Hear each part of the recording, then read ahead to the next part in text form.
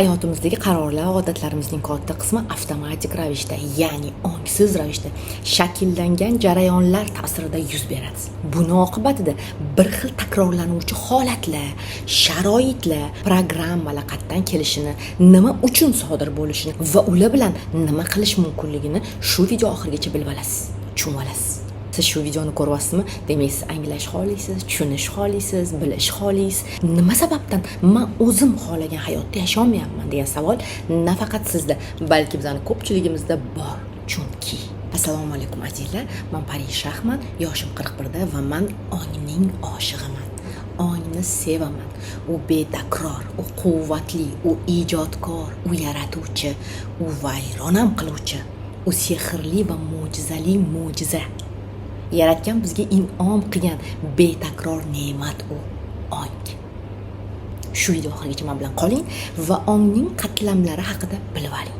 O'sha noma'lum ichki dasturlar emas, begona ichki programma va odatlar emas, balki o'zingiz xohlaganday boshqara olish holatiga qanaqa kelishni bilish xohlaysizmi? Qiziqmi sizga? Unda eshiting. Bizda bizni yangi pog'onaga chiqaruvchi quvvatli instrument bor. Bu ong, faqat ong. U bizning holatimizni tahlil qilib, anglatib beradigan va o'zgarishlar imkoniyatini ham beradigan kuch. Bu sizning ongingiz. U ong sizda. U quvvat sizda. Lekin afsuski hamma ham o'z ongining qudratini, o'z ongining quvvatini aniq tushunib yeta olmaydi. Nimaga tushunmaydi? Yoki tushungisi kelmaydimi? Bilasizmi nima? Aslida shunaqa insonlar prosta shunchaki o'z hayoti uchun mas'uliyatni o'z bo'yniga olgisi kelmaydigan insonlar xolos. Har qanaqa bahonalarni, har qanaqa yo'q joydan muammolarni o'ylab, izlab chiqaradigan odamlar ham faqat shunaqa odamlar hisoblanadi. Bitta inson deylik, man deylik, yoki qanaqadir psixolog deylik, yoki bilmayman, psixoterapevt deylik. Sizga yechim taklif qilyapti.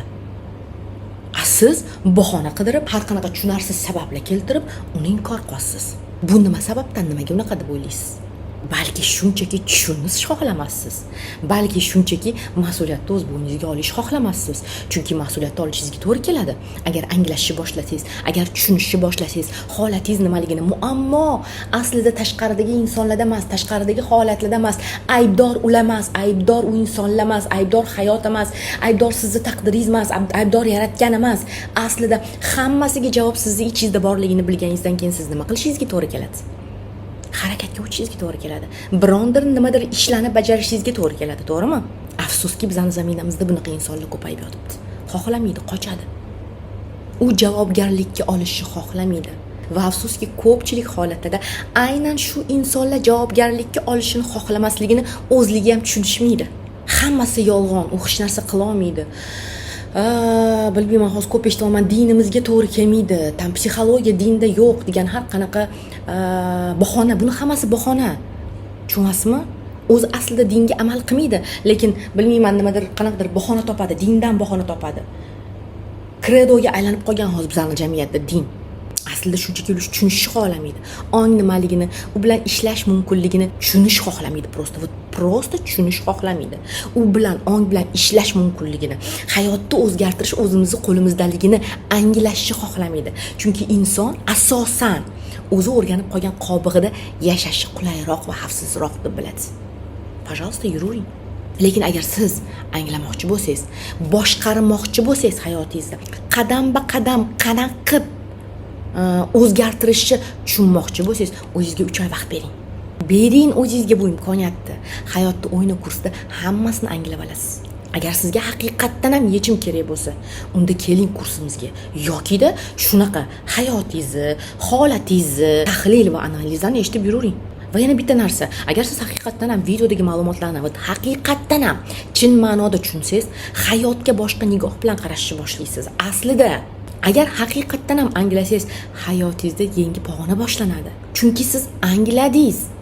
Agar haqiqatdan ham anglagan bo'lsangiz, o'sha orqaga chekina olmaysiz. Yana bilgingiz keladi, yana tushungingiz keladi, yana deydi. Mas'uliyati bor inson. Mas'uliyatni o'z bo'yniga olishga tayyor bo'lgan inson shunaqa deydi. Qochmaydi ular o'zgarishlardan. Qo'rqmaydi ular o'zgarishlardan.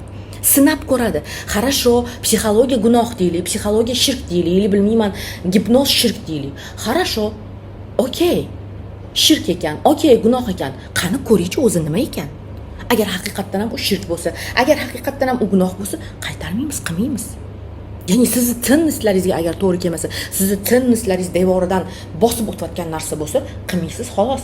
Lekin men sizga aytibman, mana instrument bor, mana imkoniyat bor, yechib topishga, muammolaringizga yechim topishga, bilmayman, hayotingizni takrorlanayotgan programmalardan chiqishga mana sizga instrument bor desam, siz yo'q, bu shirk deb o'tiribsiz. Yuravering bahonalaringizni qilib. Undan tashqari yana bitta holatni ko'p kuzataman. Mani borim shu. Men shunaqa insonman, jahldorman, asabiyman, yig'loqman, qo'rqoqman, ko'p ikkilanaman. Aytishim kerak bo'lgan gaplarni vaqtida ayta olmayman. O'zimga ishonchim past yoki aytam qaysarman, qaytmasman, men qaror qildimmi, qaytmayman. Va bularni hammasi manman. Meni haqiqiy xarakterim deb o'ylashadi. Lekin shu yerda sizga bitta savol beraman. Rostdan ham barcha qarorlaringiz siznikimi? Siz qabul qilasizmi? O'zingiz qilasizmi? Ongli qarormi? Har bir xarakteringiz, sifatlaringiz, ya'ni bu emotsiyalaringiz, o'zingizni qanaqa bu ifoda etishingiz, o'zingizni qanaqa namoyon qilishingiz va bilmayman qanaqa harakatlaringiz o'zingiznikimi? Bu emotsiyalaringizchi, ular ham o'zingiznikimi? Aniq o'zingiznikimi? Bu o'zingiz ongli ravishda chiqara olmayotgan yoki chiqarishni xohlamagan narsangizni chiqarmaslikka qudratingiz, quvvatingiz yetyaptimi? Mabodo qarorlaringiz sizdan oldinroq ichingizda allaqachon yozib qo'yilgan dastur tomonidan qabul qilinmadimi? Ahamiyatliroq eshiting savolimni. Ba'zan siz ongli ravishda qaror qilishdan oldin ichingizda allaqachon yozib qo'yilgan dastur va programmalaringiz tomonidan qabul qilinmaganmi u qarorlar? Yoki o'sha dasturlar tomonidan emotsiyalar chiqarib nimadir hayotingizda vayron qilmayaptimikin? Tobe emasmikindir siz qanaqadir ichki kuchga? Boshqara olasizmi o'zingizni har bir holatingizni, har bir emotsiyangizni, har bir harakatingizni, har bir odatingizni? O'zi bilasizmi? Erinchoqlik ham bu himoya usuli ekan. Qanaqadir bizning ichki programmalarimizni himoyalash usuli ekan. Bugun biz aynan shu haqida gaplashamiz. Agar sizga qiziq bo'lsa, kanalga obuna bo'ling. Rahmat sifatida like bosib qo'yib, do'stlaringiz bilan ham bo'lishib qo'yishni unutmang. Men ham sizga rahmat deng. Keyin yana bitta narsani ham o'ylab ko'ring. Siz ochiq darslarning o'zida qancha yangi ma'lumotlar bilan tanishyapsiz. Endi prosta tasavvur qilib ko'ring-chi. Kursda nimalarni o'rganishingiz mumkin? Faqat men boy bo'larmikinman kurs sotishdan. Sizchi? Mendan ko'ra siz ko'proq boy bo'lasiz hamda qanchalik. Demak, mavzuga qaytamiz. Ongi qatlamlari nima ekan? Biz ongi qanaqaligini o'sha allaqachon oldingi darslarimizdan bilib oldik. Sal bo'lsa ham bilamiz, o'sha to'g'rimi? Sizda ko'rgansiz, ong haqidagi darslarimizni. Ko'rmagan bo'lsangiz, oddiy qisqagina aytganda, ong bu sizni kuzatuvchi qismingiz hisoblanadi. Siz xayollaringizda o'ylayotgan narsalarni kuzata oladigan qism bu. Nafaqat sizni xayollaringizda ishtirok etadi ong, balki uni kuzata ham oladi. Siz his qilayotgan hislarni anglay oladigan qism bu. Tahlil qila oladigan qism bu. Ong. Sizni tanlov qildira oladigan qism. Bilarmidingiz shuni? Ongingiz shu xususiyatini va shu qudrati borligini bilarmidingiz? Albatta bilasiz, to'g'rimi? Faqat undan to'g'ri foydalana olasizmi? Agar hali ham bu jarayonni to'liq qila olmasangiz, kursda o'rgataman albatta bu narsani. O'z hamrohligimda qadam-ba-qadam, etapma-etap va aslida bu juda oson narsa. Azizlar, ong bu bizning ichki chirog'imiz. Ana fanarik bo'ladi-ku, fanarik, o'sha fanarik kabi. O'sha fanarikning nuri qatga tushsa, siz o'sha joyni ko'rishni boshlaysiz. O'sha tomonga burilasiz va o'sha tomonga qarab o'sishni boshlaysiz. Lekin hayotimizning katta qismi shu nur borku, nur yoqilmagan holda o'tadi. Biz avtomatik yashaymiz, avtomatik o'ylaymiz, avtomatik javob beramiz. Avtomatik ranjiymiz, xafa bo'lamiz. Avtomatik ravishda qo'rqamiz. Va yana eng achinarlisi shundaki, ko'pchilik avtomatik ravishda yashayotganini ham bilmaydi. Bu prosta o'ylab ko'ring, nima uchun dinlarda ham onglilikka bunchalik chorlanadi azizlar? Biz oxirgi paytlar ongi kuchidan foydalanishni unutib qo'yganmiz. Bunchalik hayotimiz avtomatlashib ketyaptiki va buning sababi bilasizmi nima? Buning sababi komfortda. Dunyoda hamma narsa komfortlashib ketayotgani bor-ku, komfortlashib ketayotgani bizni ongimizni o'ldiryapti kundan kunga. Va ming afsuski, biz o'sha komfortni quliga aylanib qolyapmiz. Qancha komfort va qulaylik yuqori bo'lsa, ongning qobiliyati shunchalik susayib ketaverar ekan. Tushunasizmi? Agar siz ongingiz bilan ishlashni bilmasangiz. Bu haqda shu chuqurroq va aniqroq kursda bilib olasiz. Bu xislatlarimizni qanaqa qilib aniqlash va undan qanaqa qilib chiqishni ham o'rgataman kursda. Mavzuga qaytamiz, qarang. Ong o'zi nimalarni boshqaradi aslida? Ong hayotimizni deyarli barcha sohalarga ta'sir qiladi va ularni boshqaradi. Ulardan birinchisi bizning fikrlarimizni boshqaradi, to'g'rimi? Bilasizmi buni? Buni siz o'zi bilasiz. Men ochiq darslarimizda ham aytib berganman bu narsa haqida. Ikkinchisi, ong bizning diqqatimizni boshqaradi, yo'naltiradi bizni. Boya aytganimdek, boya fonarik bor edi-ku, fonarik misol. Xuddi shunaqa. Qatga e'tibor bersangiz, energiya ham o'sha tarafga qarab oqadi. Energiya qayerda bo'lsa, biz o'sha yerga qarab o'samiz. Unutmang bu narsani hech qachon. Doim agar muammolaringizda bo'lsa, muammolarning girdobiga qolib ketaverasiz. Chiqolmaysiz o'tdan, bilib qo'ying, chiqmaysiz. Imkoniyatlarni izlasangiz, yechim izlasangiz, imkoniyatlar ko'rishni boshlayverasiz, yechim ko'rishni boshlayverasiz. Imkoniyatlar kelaveradi hayotingizga. Oyog'ingiz tagidan imkoniyatlar chiqib qolaveradi, tushunasizmi? Bu imkoniyat bor joyda nima bo'ladi? Natija bor. Natija bo'ladi imkoniyat bor joyda. Albatta agar harakat bo'lsa.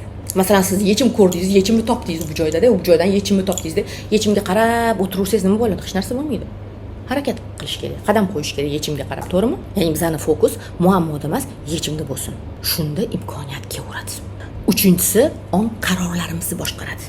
Hayotimiz sifati aslida katta voqealar bilan emas, har kuni qabul qilingan kichkina qarorlar bilan yaraladi. Unutmang. To'rtinchi ong boshqaradigan narsa bizning hissiyotlarimiz, emotsiyalarimiz, jahlimiz, aqlimiz, muhabbatimiz, baxtimiz, holatimiz, munosabatlarimizni boshqaradi ong. Nima deb o'ylaysiz? Emotsiyalarni tanlash imkoniyati bormi? Tanlov bormi emotsiyalarni tanlashda? Albatta bor. Agar siz o'zingizni kuzatishni o'rgansangiz, tushunasizmi? Kuzatuvchilikka, kuzatuvchini yoqishi va undan foydalanishni ham kursda o'rgataman. Demak, qarang, siz nimadandir qo'rqishingiz mumkin yoki jahl kelishi mumkin yoki xafa bo'lishingiz mumkin. U kimdan deydiga? Endi mana shu yerda siz nima orqali boshqarilasiz? Prosta o'ylab ko'ring. Bu yerda sizni hissiyotlaringiz boshqaradimi? O'sha xafagarchilik, araz, jahldan kelib chiqqan hissiyotlaringiz boshqaradimi? Yoki siz ongli ravishda o'zingiz tanlaysizmi qanaqa hissiyotlaringizni ifoda etishni? Buni ham kursda o'rgataman.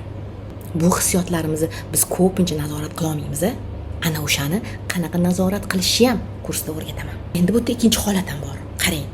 O'sha qo'rquv, jahl yoki araz aslida sizning holatingiz bo'lmasligi ham mumkin ekan. U ongi holati. U sizni programmalaringizni holati bo'lishi ham mumkin ekan. Asosan 80% holatda shunaqa. Kursda ularni farqlashni o'rgataman. Buning uchun ham kuzatuvchi bo'lish o'zi kifoya. 5-chi ong boshqaradigan narsa bu bizning odatlarimiz. Bugungi sizning hayotingiz, kechagi sizning odatlaringiz natijasi. 5-chi ong boshqaradigan narsa bu bizning odatlarimiz. Bugungi hayotingiz, kechagi odatlaringiz natijasi. Buni ko'p eshitgansizman, to'g'rimi? Lekin ammo bu juda ham muhim nuqta. Ertangi hayotingizni bugundan boshlab beradigan odatlaringiz, ong darajasidagi, qalb darajasidagi odatlaringiz natijasi bo'ladi. Bu 100%. Ong darajasida degani bu sizning fikrlash odatlaringiz, qalb darajasida degani bu sizning emotsiyalaringizni ifodalash odatlaringiz degani. Tushunasizmi? Va shu yerda diqqat qiling. Diqqatli bo'ling. Bizning hamma odatlarimiz ong ostida yoziladi. Demak, bizning fikrlash uslubimiz hamda emotsiyalarimizni ifodalash uslubimiz ongdan emas, asosan ong ostidagi programmalardan shakllanadi. Hozir bironta odatingizni oling-da, misol uchun ertalab voqli turish odatingiz. Misol aytaylik, siz ertalab 8 da uyg'onasiz, 7 da uyg'onasiz. Prosta shuni oling-da, ertalab 5 da uyg'onishni boshlang. Ko'rasiz qarshiliklarni. U qarshilikka, ongli ravishda qarshilikka bir hafta, 10 kun, 15 kun qila olarsiz maksimum. Keyin esa boy berasiz. Chunki ongdan ko'ra ong osti quvvatliroq. Unga ham qanaqa o'zgartirish kursda o'rgataman. Bilib qo'ying, ong osti darajasidagi hamma odatlar, hamma xarakterlarimiz, hamma programmalar, hamma travmalar ong osti orqali himoyalanadi. Biz hayotni o'zgartirish uchun o'zimizni o'zgartirishimiz kerak. Avvalo buning uchun ongni o'zgartiramiz va ongdan keyin chuqurroq kirib ong osti bilan ishlashni boshlaymiz. Keyingi 6-ong boshqaradigan narsa bu bizani hayotga bo'lgan nigohlarimiz, holatlarga bo'lgan nigohlarimiz, ya'ni bizani ustanovkalarimiz. Buni ham ong osti boshqarar ekan, buni ham ong boshqarar ekan. Mana bitta oddiy voqea bor-ku, bitta voqea ikkita insonni hayotida har xil aks etishi mumkin ekan. Farq voqeada emas, ya'ni muammo tashqi holatlarda emas. Mana bitta voqea bu tashqi holat-a. Tashqi holatda sodir bo'layotgan narsani biz voqea deymiz, например. O'sha voqeada emas farq. Farq insonning ongida. Farq o'sha voqeani inson qanaqa qabul qildi. Insonda, har bir insonda ong har xil. Misol uchun bitta voqeadan men boshqacha shikastlanaman, siz boshqacha shikastlanasiz. Bitta og'riqdan men dod devaraman misol uchun. Siz uni spokойно o'tkazasiz. Ya'ni aytmoqchimanki, har bir insonda ong har xil bo'ladi. O'sha ongi har xilligi hisobiga uni og'riqqa chidamlilik, og'riqqa o'tkazish, sinovdan o'tish bor. Kelayotgan sinovlardan o'tish sifati, o'tish jarayoni ham har xil bo'lar ekan. Va buni sifatini bizani asosan o'sha holatlarga bo'lgan nigohlarimiz shakllantiradi. Misol uchun, menga mana bunaqa ochiq-sochiq yurish normalmi, lekin sizga bu narsa normal emas. To'g'rimi? Misol uchun, deylik, men alkogol ichaman, lekin siz uni ko'rib tavba deysiz.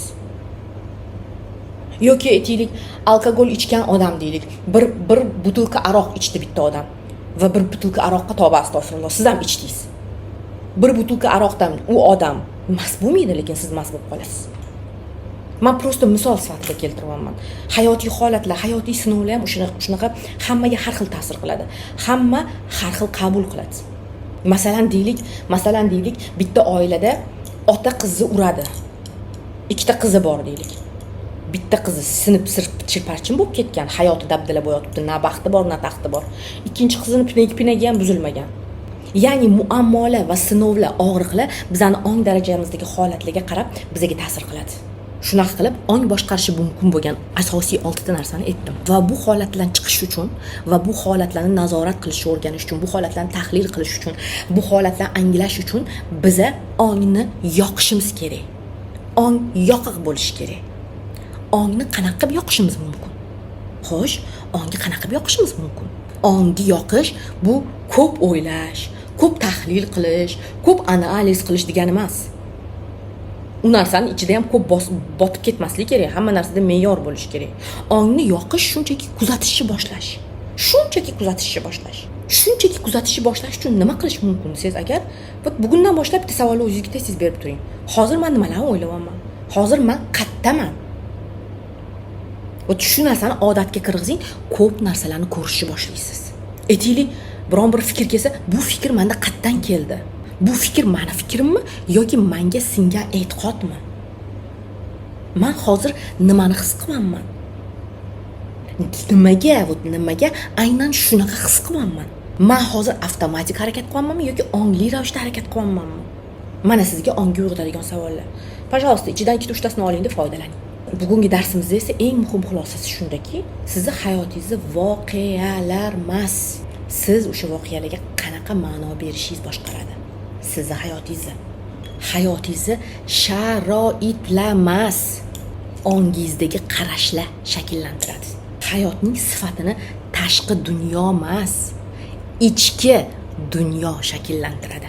Shuning uchun biz hayotni o'yini kursida dunyoni o'zgartirish bilan shug'ullanmaymiz. Avvalo o'sha dunyoni ko'rayotgan nigohlarimiz bor-ku, ko'zlarimiz, o'shalarni o'zgartiramiz. Chunki agar nigoh o'zgarsa, tanlov o'zgaradi. Tanlov o'zgarsa, odatlar o'zgaradi. Odatlar o'zgarsa, hayot ham o'zgaradi. Va bugundan boshlab sizning eng katta vazifangiz bitta. O'zingizni kuzatishni boshlang. Chunki kuzatuvchi bo'lish har qanaqa haqiqiy o'zgarishni birinchi qadam hisoblanadi. Keling shu yerda sizga men bonus sifatida kuzatish nimaligini tushuntirib beraman va shu kuzatuvchi bo'lish nimaligini tushuntirib beraman. Faqat keyingi videoda. Siz esa videoga like bosib, do'stingizga jo'natib qo'ying. Energiya almashish maqsadida. Bu shunchaki menga rahmat aytish imkoniyatini biling. Menga sizni поддержканgiz kerak va men uchun sizni поддержканgiz juda ham qadrli. Shu darsdan olgan insightlaringizni ham kommentariyada bo'lishib qo'ying. Menga ilhom kerak sizga shunaqa darslarni yozib turishim uchun. Erinmang, xo'pmi? Jadnichdan qilmang. Va albatta, keyingi videoda kuzatuvchi bo'lish nimaligini ko'ring. Undan keyingi videoda esa ongning qatlamlari va u nima vazifalarni bajarish haqida aytib beraman. Ko'rishguncha.